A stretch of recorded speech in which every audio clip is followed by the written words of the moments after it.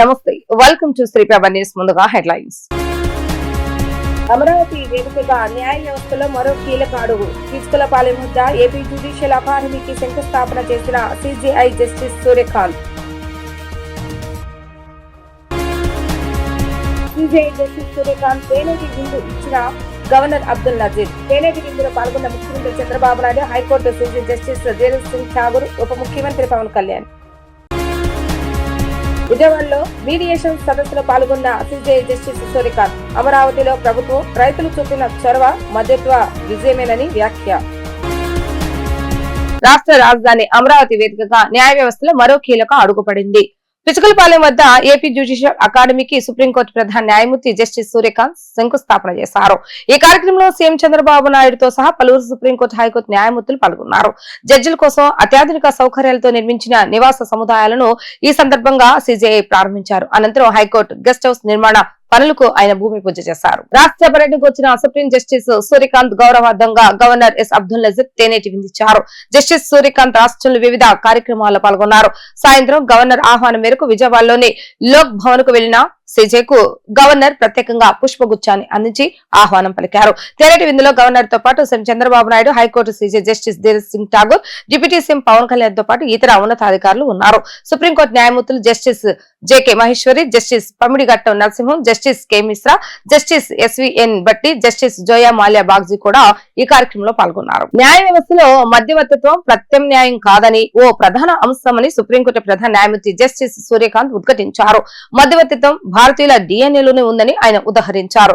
రెండు పక్షాలకు మేలు చేకూర్చేలాగా చేయటంలో మధ్యవర్తిత్వానికి కీలక పాత్రని ఆయన అన్నారు. విజయవాడలో జరిగిన మధ్యవర్తిత్వంపై రాష్ట్ర స్థాయి సదస్సుకు సుప్రీంకోర్టు ప్రధాన న్యాయమూర్తి జస్టిస్ సూర్యకాంత్ హాజరయ్యారు.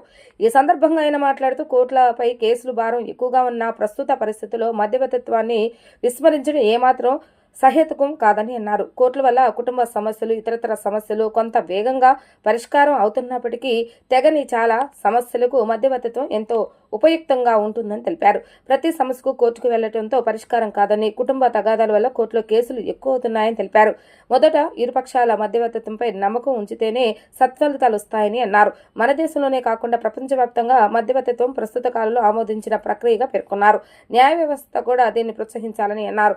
తాను మలేషియా చీఫ్ జస్టిస్ ను కలిసినప్పుడు వారు మధ్యత్వాన్ని ఎంత బాగా వినియోగించుకుంటున్నారో అర్థమైందని చెప్పారు. ఏపీ ప్రభుత్వ భూ సమీకరణ కోసం రైతులతో జరిపిన చర్చల ఫలితమే రాజధాని అమరావతి అని, మధ్యవర్తిత్వానికి ఇదో ఉదాహరణగా ఆయన అభివర్ణించారు. Dialogue as cornerstone of justice, emphasizing on the importance and value of mediation as a very effective tool of judicial tool for resolution of the disputes. I no longer address mediation as an alternative dispute resolution mechanism. If you will recollect, the first international mediation conference that was held in Delhi, I propounded this idea that for the popularity of mediation as a very effective tool of and an ideal modicum for resolving the disputes through a win-win situation, let us not say it as an alternative. Rather, it should be a preferred mode of adjudication of the disputes. And I am very happy that as a national policy, thereafter the mediation is no longer quoted as an alternative dispute resolution. The mediation, all of you know, is something in our DNA. In India, you go by any centuries old, you thousands years old, the entire history will speak how mediation has been always a very effective mode of dispute resolution. All of you know, Lord Krishna is quoted as the first a codified mediator who tried to resolve between the two warring groups. That story where Lord Krishna failed to mediate between the two warring groups also tells one thing which really puts us into introspection and how then it becomes important. అమరావతిలో నిర్మిస్తున్న justice సిటీని దేశంలోనే అత్యుత్తమ model గా తీర్చిదిద్దామని ముఖ్యమంత్రి చంద్రబాబు నాయుడు స్పష్టం చేశారు. రాష్ట్రంలో న్యాయ వ్యవస్థ బలోపేతానికి మౌలిక వసతుల కల్పనకు ప్రభుత్వం కట్టుబడి ఉందని ఉద్ఘాటించారు. అమరావతిలో నేషనల్ జ్యుడిషియల్ అకాడమీ ఏర్పాటు చేయాలని, ఇందుకు అవసరమైన భూములు ఇవ్వడానికి పూర్తి సహకారం అందించడానికి రాష్ట్ర ప్రభుత్వం సిద్ధంగా ఉందని సిజేఐకి ఆయన విజ్ఞప్తి చేశారు. విజయవాడ వేదికగా Andhra Pradesh state legal sale authority ఆధ్వర్యంలో మధ్యవర్తిత్వంపై జరిగిన రాష్ట్ర స్థాయి సదస్సులో ఆయన పాల్గొన్నారు. భారత ప్రధాన న్యాయమూర్తి జస్టిస్ సూర్యకాంత్ ముఖ్య అతిథిగా హాజరైన ఈ కార్యక్రమంలో సీఎం చంద్రబాబు నాయుడు ప్రసంగిస్తూ రాజధాని నిర్మాణంలో భాగంగా జస్టిస్ సిటీలో న్యాయ వ్యవస్థకు అవసరమైన అన్ని రకాల మౌలిక సదుపాయాలను కల్పిస్తున్నామని వివరించారు. ముఖ్యంగా judicial academy, legal service authority, mediation centre, international law university, bar council of India వంటి కీలక విభాగాలు అన్నిటినీ ఒకే చోట ఇంటిగ్రేట్ చేస్తూ బెస్ట్ జ్యుడిషియల్ సిటీని నిర్మిస్తామని తెలిపారు. ఈ బృహత్కర కార్యక్రమానికి సిజేఐ సహకారం కావాలని ఆయన కోరారు. గ్రామీణ ప్రాంతాల్లో మధ్యవర్తిత్వం ద్వారా సమస్యలను పరిష్కరించుకునే సాంప్రదాయాన్ని సందర్భంగా గుర్తు చేసుకున్నారు. తన తండ్రి కూడా గ్రామంలో పెద్దరికం వహించి మధ్యవర్తిత్వం ద్వారా ఎన్నో సమస్యలను పరిష్కరించారని తెలిపారు. కోర్టుల కేసుల భారాన్ని తగ్గించేందుకే మధ్యత్వాన్ని ప్రోత్సహించవలసిన అవసరం ఉందని అన్నారు. ఇందులో భాగంగా మధ్యవర్తిత్వంతో కేసులను పరిష్కరిస్తే 10,000, ఒకవేళ కేసులు పరిష్కారం కాకపోతే 3,000 ప్రోత్సాహంగా ఇస్తామని ప్రకటించారు. సత్వర న్యాయం అందటం వల్ల అభివృద్ధి కూడా వేగవంతం అవుతుందని అభిప్రాయపడ్డారు. That is 33,000 acres of land, 29,000 farmers willingly they came forward. It is a land pooling. This Amaravati is going to build land monetization project. Sir, I am proud to say the amount of confidence you are talking mediation, one of the best consensus project Amaravati capital that is built in the recent past, nowhere in the world.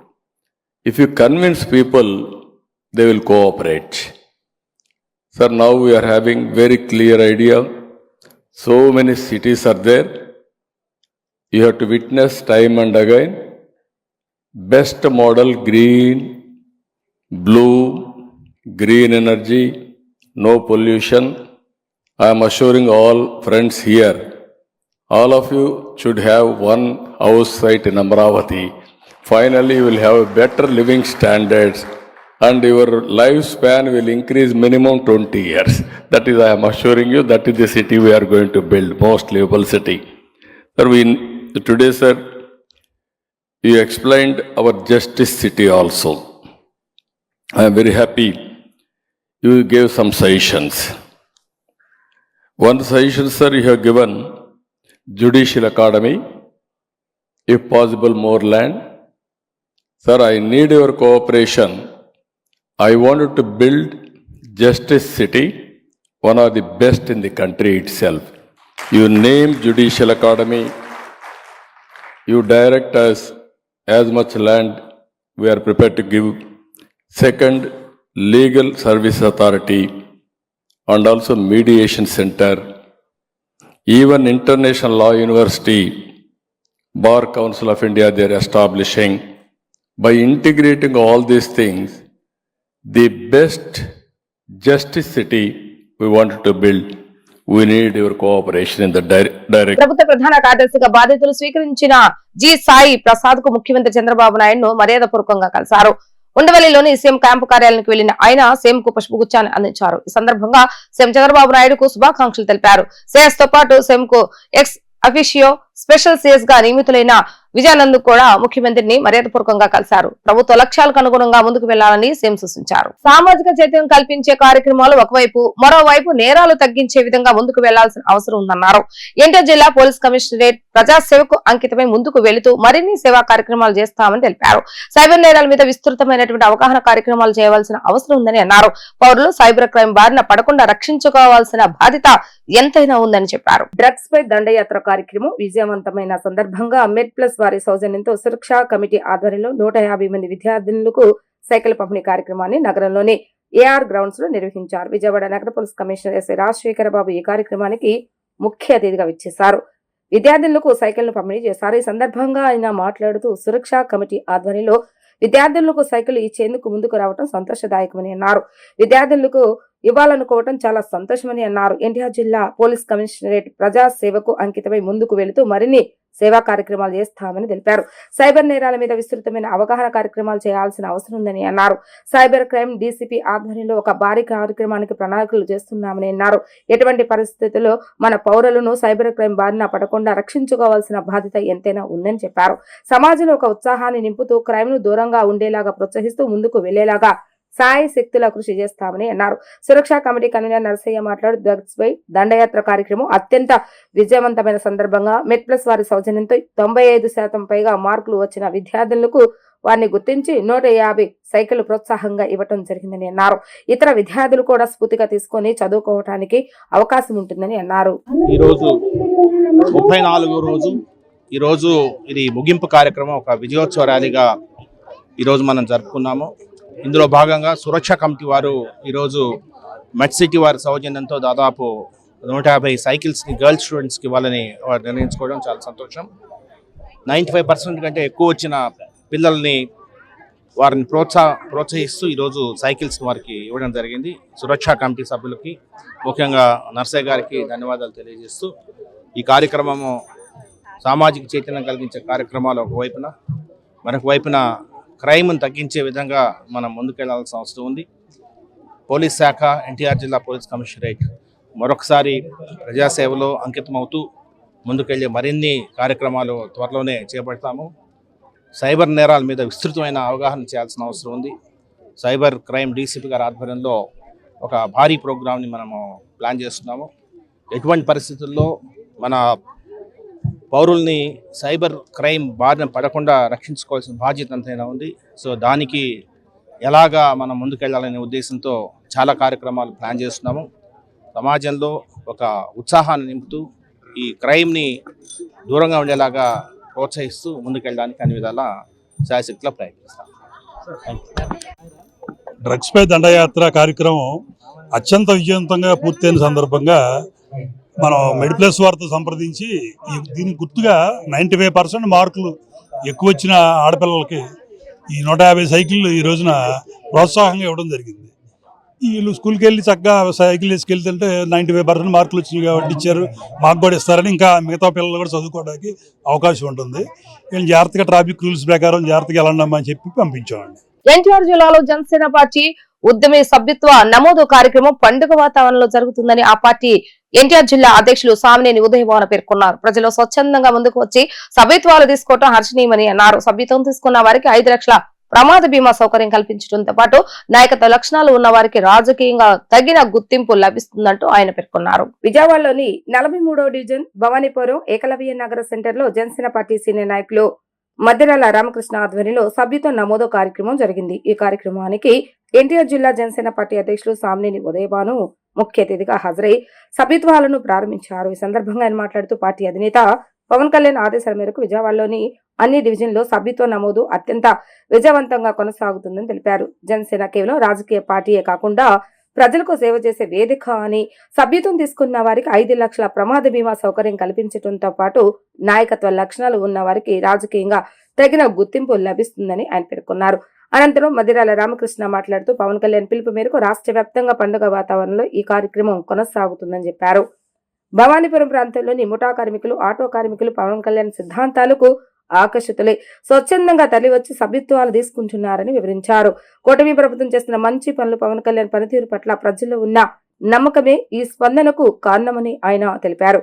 కష్టాల్లో ఉన్న కార్యకర్తల కుటుంబాలను ఆదుకోవాలనే ఉద్దేశంతో పవన్ కళ్యాణ్ తన సొంత సంపాదనను సైతం వెచ్చించి బీమా వంటి సౌకర్యాలు కల్పిస్తున్నారని రామకృష్ణ కొనియాడారు. విజయవాడ నగరంలో జనసేన పార్టీ ఉద్యమి సభ్యత్వాల కార్యక్రమాన్ని మనం 43 డివిజన్లో ఏర్పాటు చేశాం. విజయవాడ నగరంలో అన్ని డివిజన్లో కూడా విజయవంతంగా జనసేన పార్టీ సభ్యత్వ కార్యక్రమం కొనసాగుతూ ఉంది. మొన్న ఏదైతే 27వ తారీఖున పవన్ కళ్యాణ్ గారు శ్రీకారం చుట్టి ఈ రాష్ట్రంలో జనసేన పార్టీ సభ్యత్వ నమోదు చేయమని చెప్పి జన సైనికులకు ఆదేశించారు. ఆదేశించిన రోజు నుండి కూడా ఎంతో విజయవంతంగా ప్రతి చోట మేము సైతం అని చెప్పి ఇవాళ జనసేన పార్టీలో సభ్యత్వం చేరుతా ఉన్నారు.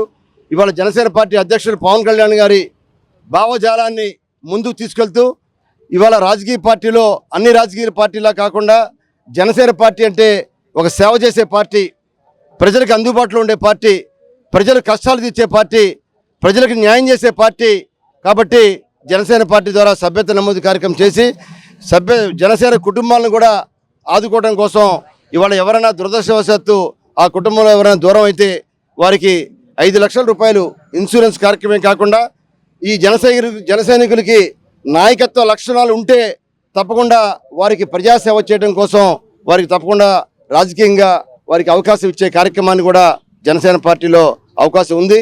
ఇవాళ తప్పనిసరిగా ఈ జనసేన పార్టీ గతంలో కన్నా మరి సభ్యత్వ నమోదు కార్యక్రమం రెట్టింపు ఉత్సాహంతో ముందుకెళ్తున్నామని చెప్పి తెలియజేస్తున్నాం. మరి జనసేన పార్టీ సభ్యత్వ నమోదు కార్యక్రమం మరి ఎన్టీఆర్ జిల్లా జనసేన పార్టీ అధ్యక్షులు సామినేని ఉదయ్ భాను గారి ఆదేశాల మేరకు మరి అలాగే మరి పవన్ కళ్యాణ్ గారు ఏదైతే ఈ రాష్ట్రంలో మరి సభ్యత్వ నమోదు కార్యక్రమం నిర్వహించాలని చెప్పి మరి ఈ మధ్యకాలంలో ఆయన ఎక్కడైతే పిలుపునిచ్చారో ఆ పిలుపు మేరకు మన రాష్ట్ర వ్యాప్తంగా కూడా జనసేన పార్టీ ఉత్సవాలు పండగ వాతావరణం వలె ప్రతి ఏరియాలో కూడా జనసేన పార్టీ సభ్యత్వ నమోదు కార్యక్రమం నెరవేర్చడం జరుగుతూ ఉంది. అలాగే ఈరోజు విజయవాడ భవానీపురం ఏకలవ్యనగర్ సెంటర్లో మేము మరి కార్యక్రమం నెరవేరిస్తే ఉదయం నుంచి కూడా ఇక్కడ చుట్టుపక్కల కూడా ఎక్కువగా మరి ముఠా కార్మికులు ఆటో కార్మికులు ఉంటారు. పెద్ద ఎత్తున మరి జనాభా వచ్చి పవన్ కళ్యాణ్ గారి సిద్ధాంతాలు, పవన్ కళ్యాణ్ గారి పనితీరు నచ్చి మాకు కూడా సభ్యత్వం కావాలని చెప్పి పెద్ద ఎత్తున ఇక్కడ ఈరోజు సభ్యతాలు చేయించుకోవడం జరిగింది. ఇదంతా కూడా ప్రభుత్వం చేస్తున్న మంచి పని, కూటమి ప్రభుత్వం, పవన్ కళ్యాణ్ గారి పనితీరు. అలాగే మా యొక్క అధ్యక్షులు వారు ఎవరైతే సామినేని ఉదయ్ భాను గారు ఉన్నారో వారు ప్రత్యేకంగా మరి అంతా అబ్జర్వేషన్ చేస్తూ ఈ సభ్యత్వ నమోదు కార్యక్రమాన్ని ముందుకు తీసుకెళ్తా ఉన్నారు. అందుతో ఎక్కువ శాతం ఈరోజు సభ్యతాలు జరుగుతూ ఉన్నాయి. అలాగే ఈ సభ్యత్వంతో పాటు ఇందాక పెద్దలు మరి సామినేని ఉదయ్ భాను గారు చెప్పినట్టు LIC పాలసీ కూడా 5 లక్షల రూపాయల బీమా మరి ఒక సభ్యత్వమైన వ్యక్తికి కూడా వర్తిస్తూ ఉంది. ఆ కుటుంబంలో మరి ఏదైనా పరిస్థితి అటుగా ఇటుగా ఉంటే ఆ కుటుంబానికి కొద్దిగా అండగా ఉండాలి, ఆర్థికంగా ఆ కుటుంబం ఇబ్బంది పడకూడదని పవన్ కళ్యాణ్ గారు తన కష్టంలోంచి తన సినిమాలు తీసి తన ఏదో రక్తం చెమట వల్లే చిందించి కష్టపడిన ధనాన్ని ఈ ప్రజానికం కోసం, ఈ రాష్ట్ర ప్రజానికం కోసం మరి ఆయన ఖర్చు చేస్తూ ఉన్నారు. ప్రజల మీద ఆయనకి అత్యంత ప్రేమ. మనం కుటుంబం బాధ్యత ఎలా తీసుకుంటామో తను పవన్ కళ్యాణ్ గారు ప్రతి కుటుంబం కూడా ఈ రాష్ట్రంలో నేను మరి బాధ్యత తీసుకోవాలన్న ఆలోచనతో ఆయన ఈ కార్యక్రమం చూపెట్టారు. కాబట్టి ప్రతి ఒక్కరు కూడా ఈ సభ్యత్వ నమోదు కార్యక్రమాన్ని వినియోగించుకొని మీ కుటుంబానికి ఒక భరోసా, పవన్ కళ్యాణ్ గారి సిద్ధాంతాలకి మీరు తోడుగా నిలిచి పవన్ కళ్యాణ్ గారు రానున్న రోజుల్లో మరింత భవిష్యత్తుగా తీసుకెళ్లాలని చెప్పి ప్రతి ఒక్కరిని కోరుకుంటూ ఈ కార్యక్రమానికి ఇచ్చేసినట్టు పెద్దలకు సామినేని ఉదయ్ భాను గారికి, మా అజయ్ వర్మ ఠాగూర్ గారికి, అమ్మిశెట్టి వాసు గారికి, మిగిలిన పెద్దలకు మా డివిజన్ అధ్యక్షులు కోటి గారికి, మల్లెపు విజయలక్ష్మి గారికి, ఆవుల ప్రసాద్ గారికి, తిరుపతి అనుష గారికి, అలాగే అవని గారి నుంచి వచ్చిన మా ఆంజనేయులు గారికి ప్రతి ఒక్కరికి కూడా నేను హృదయపూర్వక ధన్యవాదాలు తెలియపరుచుకుంటా ఉన్నాను. డ్రగ్స్ రహిత రాష్ట్రంగా ఎన్టీఆర్ జిల్లాను తీర్చిదిద్దాలన్న లక్ష్యంతో సిపి రాజశేఖర బాబు ఆదేశాలతో జిల్లాలో 34 రోజుల పాటు నిర్విరామంగా డ్రగ్స్ పై ప్రజలకు అవగాహన కల్పించామని సూర్యారావుపేట ఎస్ఐ రేవతి తెలిపారు. జిల్లాలో పూర్తి స్థాయిలో డ్రగ్స్ నిర్మూలించడంతో పాటు ప్రజలకు, స్కూల్స్, కళాశాల విద్యార్థులకు అవగాహన కల్పించడంలో సక్సెస్ అయ్యామని ఆమె తెలిపారు. డ్రగ్స్ పై దండయాత్ర పేరుతో ఎన్టీఆర్ జిల్లాలో 34 రోజుల పాటు నిర్విరామంగా 510 కిలోమీటర్ల సైకిల్ యాత్ర ఘనంగా ముగిసింది. సైకిల్ యాత్ర ముగింపు సందర్భంగా విజయవాడ నగరంలో బందర్ రోడ్లో భారీగా సైకిల్ ర్యాలీ నిర్వహించారు. ఈ ర్యాలీలో 34 రోజుల పాటు ప్రజలకు, విద్యార్థులకు అవగాహన కల్పించిన ప్రత్యేకంగా మహిళా టీం సభ్యులు ఎంతో ఆదర్శలుగా నిలిచారు. ప్రతి ఒక్కరూ ఆ 5 మహిళా సభ్యులను అభినందించారు. డ్రగ్స్ వద్దు బ్రో, సైకిల్ తొక్కు బ్రో అనే నినాదంతో పలు పోలీస్ స్టేషన్ పరిధిలో సైకిల్ ర్యాలీలను నిర్వహించిన తీరు పట్ల ప్రజలు స్వచ్ఛందంగా పాల్గొని తమకు హారతులిచ్చి ముందుకు నడిపించారని పేర్కొన్నారు. ఎన్టీఆర్ జిల్లాలోని ప్రతి పోలీస్ స్టేషన్ పరిధిలో ఉన్న కళాశాలలు, పాఠశాలకు వెళ్లి విద్యార్థులకు అవగాహన కల్పించాలని చెప్పారు. ముఖ్యంగా మహిళలకు, యువతకు డ్రగ్స్ వల్ల జరిగే అనర్థాల గురించి వివరించి వారిలో చైతన్యం తీసుకొచ్చామని చెప్పారు. మేము డ్రగ్స్ పై దండయాత్ర కార్యక్రమాన్ని స్టార్టింగ్ జనవరి 27న విజయవాడలో డ్రగ్స్ పై దండయాత్ర అనే కార్యక్రమం స్టార్ట్ అయిందండి. ఈ రోజుకి 34 డేస్ కంప్లీట్ అయింది. ఈరోజు డ్రగ్స్ పై దండయాత్ర అనే కార్యక్రమం విజయవాడలో మొత్తం ఎన్టీఆర్ డిస్టిక్ అంతా తిరిగి అన్ని పోలీస్ స్టేషన్స్ పరిధిలో అవేర్నెస్ కలిగించి ఈరోజు విజయవాడలో ఈ ప్రోగ్రామ్ అనేది కంప్లీట్ చేయడం జరిగిందండి. మేము డ్రగ్స్ పై దండయాత్ర కార్యక్రమం అనేది విజయవాడ సిటీ కమిషనర్ అయిన రాజశేఖర్ బాబు గారు స్టార్ట్ చేశారు. మా 5గురిని దీంట్లో భాగస్వామ్యం చేశారు. మా అందరికీ కూడా ఇన్ఛార్జిగా డీసీపీ సరిత మేడం గారు ఉండి మమ్మల్ని అందరినీ మా హెల్త్ గురించి అన్ని వాళ్ళు చూస్తూ ఉండేవారు. అండ్ ఈ డ్రగ్స్ పై దండయాత్ర అనే కార్యక్రమంలో భాగంగా మేము ప్రతి జిల్లాలో ప్రతి నియోజకవర్గంలోకి ప్రతి పోలీస్ స్టేషన్ పరిధిలో అన్ని ప్రాంతాల్లో అంటే స్కూల్స్కి కాలేజెస్కి అన్నీ తిరుగుతూ స్కూల్లో స్టూడెంట్స్కి అలాగే వీధిలో ఉండే ప్రజలకి కూడా మేము అవేర్నెస్ కలిగించామండి. డ్రగ్స్ ఏ విధంగా అలవాటు పడుతున్నారు ప్రజలు, యువత ఏ విధంగా ఈ డ్రగ్స్కి బానిస అవుతుంది, ఈ డ్రగ్స్కి బానిస అవడం వల్ల వాళ్ళు ఏ విధంగా సామాజికంగా కానీ ఉద్యోగ అవకాశాలు కానీ ఏ విధంగా కోల్పోతున్నారు అనేవి వాటిని మేము తెలియజేసామండి. అదేవిధంగా ప్రజల నుంచి కూడా చాలా విశేషమైన స్పందన వచ్చింది. మా ఈ డ్రగ్స్ పై దండయాత్రలో మేము సైకిల్ తొక్కుతూ ఉన్నప్పుడు ప్రజలంతా లేడీస్ అంతా వచ్చి హారతులు పట్టడం, మాతో పాటు సైకిల్ తొక్కడం ఇలా చాలా బాగా జరిగిందండి. అండ్ ఇట్లా విశేషం ఏంటంటే మేము ఈ డ్రగ్స్ పై దండయాత్ర కార్యక్రమంలో భాగంగా అందరికీ అవేర్నెస్ కలిగిస్తూ ఉన్నప్పుడు మేము ఈగల్ హెల్ప్ లైన్ నెంబర్ 1972 గురించి కూడా అవేర్నెస్ కల్పించాము. దాంట్లో ఏంటంటే ఎవరైనా డ్రగ్స్ చూసినా, ఎవరైనా వాడుతున్నట్లు కానీ ఎగుమతి దిగుమతి ఎవరికైనా అలవాటు చేస్తున్నట్లు ఇట్లా ఎట్లయినా చూసినట్లయితే 1972 నెంబర్కి కాల్ చేయమని మేము అందరికీ తెలియజేయడం జరిగింది. అదేవిధంగా ఒక ప్రాంతంలో మేము అవేర్నెస్ కలిగించిన నెక్స్ట్ డేనే ఒక 8 years బాబు, 8th క్లాస్ చదివి బాబు అనుకుంటా, పోలీసులకు ఫోన్ చేసి డ్రగ్స్ ఉన్న ఇన్ఫర్మేషన్ అబ్బాయి ఇచ్చాడండి. ఇది నిజంగా చాలా హ్యాపీగా కలిగిన విషయము. ఈ డ్రగ్స్ పై దండయాత్ర కార్యక్రమం సక్సెస్ఫుల్గా మేము ఈరోజు కంప్లీట్ చేశాము. ఈ డ్రగ్స్ పై దండయాత్ర కార్యక్రమంలో భాగంగా మొత్తం ఎన్టీఆర్ జిల్లా కమిషనరేట్లో NDPS యాక్ట్ కేసులు అనేవి తగ్గాలనే లక్ష్యంతో ఉన్నాము. ఖచ్చితంగా తగ్గుతాయని కూడా మేము విశ్వసిస్తున్నామండి. Thank you. నా పేరు కడలి రేవతి అండి. నేను విజయవాడ ఎస్ఆర్పేట పోలీస్ స్టేషన్లో ఉమెన్ ఎస్ఐగా వర్క్ చేస్తున్నాను. నా పేరు చీపు త్రివేణి అండి. నేను కంప్లగూడెం పోలీస్ స్టేషన్ నందు ఉమెన్ కానిస్టేబుల్గా పనిచేస్తున్నాను. ఈ డ్రగ్స్ పై దండయాత్ర అనే ప్రోగ్రామ్ ఎన్టీఆర్ కమిషనరేట్ సిపి గారు గత నెల జనవరి 27వ తారీఖున స్టార్ట్ చేసి దాంట్లో మా 5గురు ఉమెన్స్ని భాగస్వామ్యం కల్పించారు సార్. ఈ దండయాత్ర మెయిన్ లక్ష్యం వచ్చేసి మన గంజాయి గురించి అవేర్నెస్ కల్పించడము. చిన్న చిన్న తెలియని వయసులోనే ఇలాంటి NDPS గంజాయి ఇలాంటి కేసులలో చిన్నపిల్లలు ఇన్వాల్వ్ అవుతున్నారు. వాళ్ళకి కనీసం అవగాహన కల్పించాలనే ఉద్దేశంతోనే మేము మారుమూల గ్రామాలకు వెళ్ళి యువతకి, విద్యార్థులకి అందరికీ ఈ గంజాయి గురించి, NDPS యాక్ట్ గురించి మన సీఎం గారు ఇంట్రడ్యూస్ చేసిన ఈగల్ హెల్ప్ లైన్ నెంబర్ 1972 గురించి కూడా అవగాహన కల్పించడం జరిగింది సార్. ఈ దండయాత్రలో భాగంగా మేము గతంలో NDPS యాక్ట్లో ఇన్వాల్వ్ అయిన యువకుల్ని కూడా వాళ్ళ పరిస్థితి ఇప్పుడు ఎలా ఉంది అనేది వాళ్ళ ఇంటికి వెళ్ళి విజిట్ చేయడం జరిగింది సార్.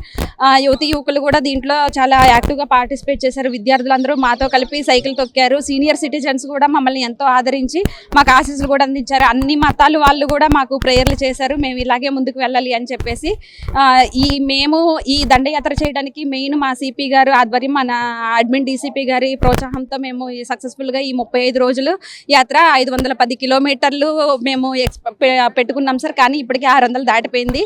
ఇంకా ఇది విజయవంతంగా మేము విజయవాడలో ఈ రోజు ముగించుకున్నాం sir. Thank you so much. దండయాత్ర 34 రోజులు పూర్తి చేసుకుని ఈరోజు విజయోత్సవ ర్యాలీ జరుపుకోవడం చాలా సంతోషం. దాదాపు 510 కిలోమీటర్లు 5 మంది మహిళా పోలీస్ అధికారులు 34 రోజుల పాటు ప్రజల్లో చైతన్యం నింపుతూ అవగాహన ర్యాలీలు చేయడం చాలా సంతోషం. ఇందులో ముఖ్యంగా ఒక మల్టీప్రాంగ్ స్ట్రాటజీతో ముందుకు వెళ్ళడం జరిగింది. ఇది కేవలం సైకిల్ యాత్ర మాత్రమే కాకుండా ప్రజల్లో ఒక చైతన్యాన్ని రగిలించి చరిత్రలో నిలిచిపోయే యాత్ర. ఇందులో ముఖ్యంగా 29 కార్యక్రమాల సమాహారం. ఇందులో స్నిఫర్ డాగ్స్ కావచ్చు, లేదంటే నోటీసులు ఇవ్వడం కావచ్చు, పిట్ NDPS దాన్ని మనం ముందు తీసుకెళ్ళడం కావచ్చు, NDPS అఫెండర్స్ ఎవరైతే ఉన్నారో 2517 మంది అఫెండర్స్ని రీవిజిట్ చేయడం కావచ్చు, రీహాబిలిటేషన్ కలిగించడం కావచ్చు, డ్రగ్ డీఅడిక్షన్ చేపట్టడం కావచ్చు. ఇలాగా పలు విధాల కార్యక్రమాలు చేపట్టి గంజాయి మీద ఒక ఆలోచన రేకెత్తించిన ఈ దండయాత్రలో 5గురు మహిళా పోలీస్ అధికారులు పాల్గొనడం చాలా సంతోషం. ఇది అంతం కాదు, ఇది ఆరంభం మాత్రమే. త్వరలోనే మనము ప్రొట్రాక్టెడ్ స్ట్రగుల్ మాదిరి కాకుండా ఇమీడియట్గా ఈ డ్రగ్స్ని నిర్మూలించాల్సిన అవసరం ఉంది. ఒక 5-6 నెలలు టైం పెట్టుకొని చేసి చాలా భారీ ఎత్తున ఈ డ్రగ్స్ మీద ఉక్కుపాదం మోపాల్సిన అవసరం ఉంది. ఇప్పటికే చాలా కార్యక్రమాలు చేస్తున్నాము. అసలు నామరూపాలు లేకుండా, డ్రగ్స్ నామరూపాలు లేకుండా చేయాల్సిన అవసరం ఉంది. సో దానికి అనుగుణంగా పోలీస్ శాఖ ప్రయత్నం చేస్తుంది. Thank you. వార్తలు ముగించే ముందు హెడ్లైన్స్ మరొకసారి. అమరావతి వేదికగా న్యాయ వ్యవస్థలో మరో కీలక అడుగు. పిచ్చుకలపాలెం వద్ద ఏపీ జ్యుడిషియల్ అకాడమీకి శంకుస్థాపన చేసిన CJI justice Surya Kant. CJI justice Surya Kant తేనేటి విందు ఇచ్చిన గవర్నర్ అబ్దుల్ నజీర్. తేనేటి విందులో పాల్గొన్న ముఖ్యమంత్రి Chandrababu Naidu, high court CJ justice Dheeraj Singh Thakur, ఉప ముఖ్యమంత్రి పవన్ కళ్యాణ్. విజయవాడలో మీడియేషన్ సదస్సులో పాల్గొన్న సిజేఐ జస్టిస్ సూర్యకాంత్. అమరావతిలో ప్రభుత్వం రైతులు చూపిన చొరవ మధ్యత్వ విజయమేనని వ్యాఖ్య. ఇవి ఈరోజు వార్తా విశేషాలు. మరలా తిరిగి ప్రసారమైన వార్తల్లో మళ్ళీ కలుద్దాం. అంతవరకు సెలవు. నమస్కారం.